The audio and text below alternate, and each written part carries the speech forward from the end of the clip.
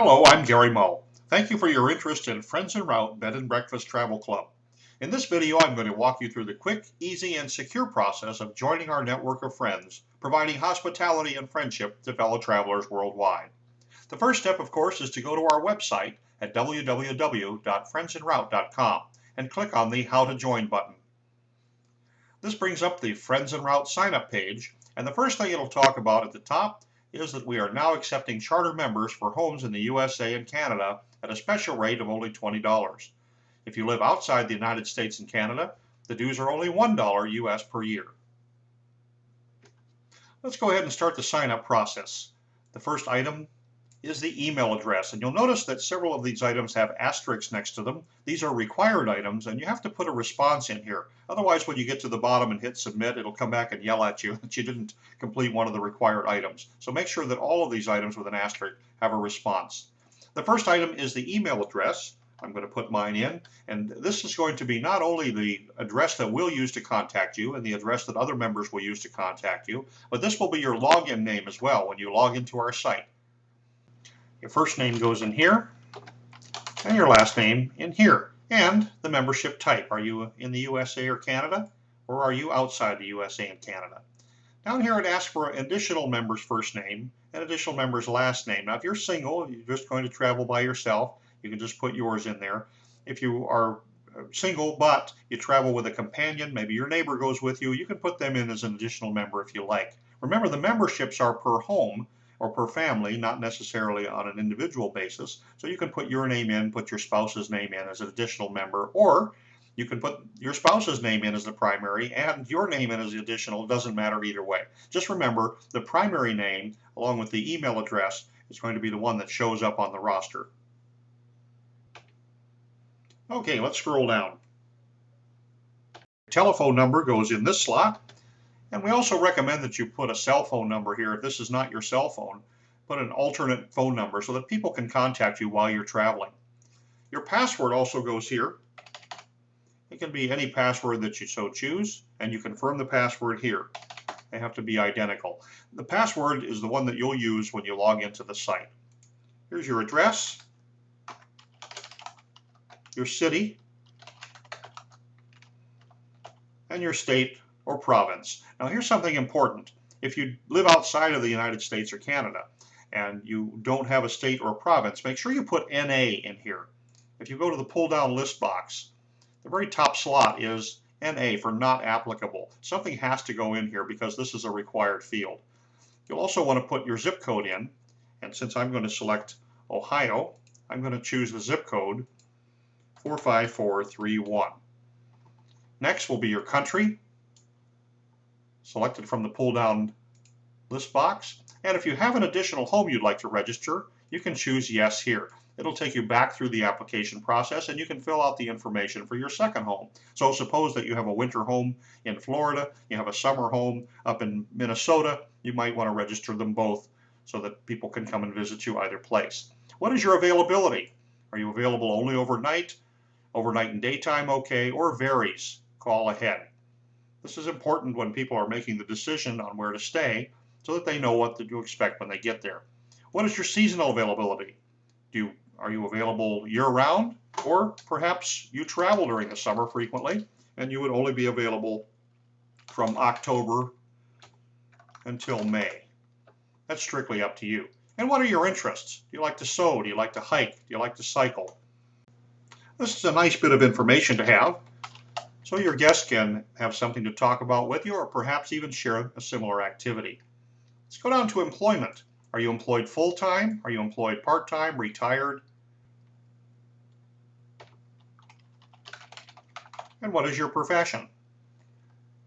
What kind of home do you have? Single family, condo, apartment, modular? And how many guests can you reasonably accommodate at one time? Maybe 2, 3, maybe 10. Maybe that's in the tent in the backyard, who knows? Something you can discuss with your guests before they arrive. What kind of bed do you have? Queen bed, single bed, double bed, non-standard. Maybe you have a futon that's available. And what is the bathroom type, private or shared? Under breakfast served, you can choose full breakfast, continental breakfast, guest preference, or the most flexible option we'll discuss.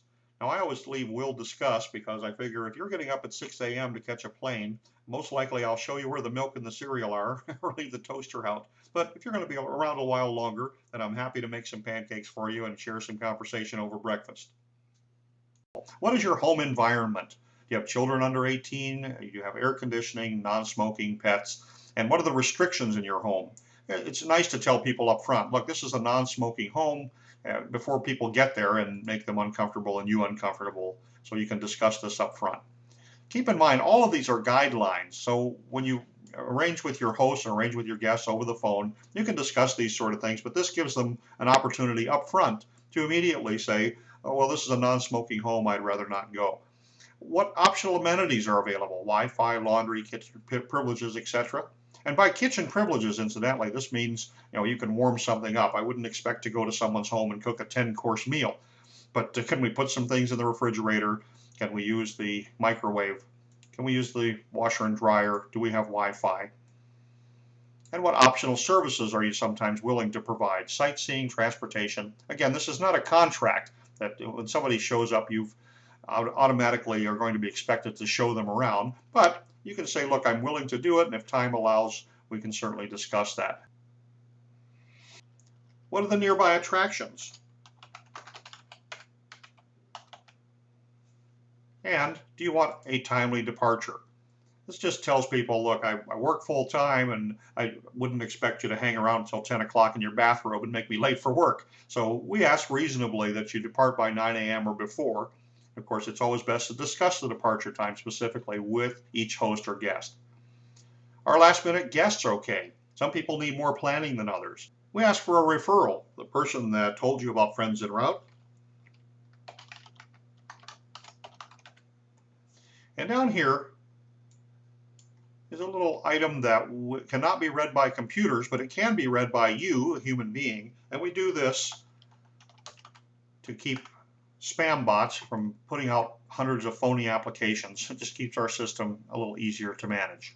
Finally, at the end is our yada, yada, yada, our terms and conditions. And this just basically says, here's the rate if you stay with somebody. We would expect you to give them $10 a day for one person, $15 for two, and you would obviously be a good host and a good guest by accepting the terms and conditions. And then we hit the sign up button and we're ready to go. Congratulations, your membership application has been received. Now we put in the discount code that we have. If we're coming in at the special charter membership rate, we're going to put the code RR565, or if you have another code, you can put that in there as well. For example, if you live outside of the United States and Canada, you can choose the code ONA and then choose Get Discount. This takes us to our charter member discount page, and all we need to do is choose Buy Now. We use PayPal, by the way, as a secure portal for membership payments. An important note here, you do not need a PayPal account to make your payment through PayPal. They're only our transaction agent. So when you go to the next page, you can choose to use your MasterCard, Visa, Discover, or American Express. So let's choose Buy Now. And this will take us to PayPal's payment page. If you want to use your PayPal account, you would log in here. If you don't have a PayPal account, choose here, and you can use your MasterCard or Visa. Notice that our payments are processed courtesy of Mastering Technology Incorporated. So this is what will appear on your statement. And we simply need to fill out the information below and choose Review and Continue. Within 24 hours, you'll receive an email welcoming you to Friends en Route. And afterwards, you can use your login to go to our secure portal under the membership button on our website at www.friendsenroute.com to see our interactive map and our user directory. I hope you enjoyed this interactive video, and remember, when you're traveling, it only makes sense. Why not stay with friends? Have a great day, and we look forward to seeing you at www.friendsenroute.com.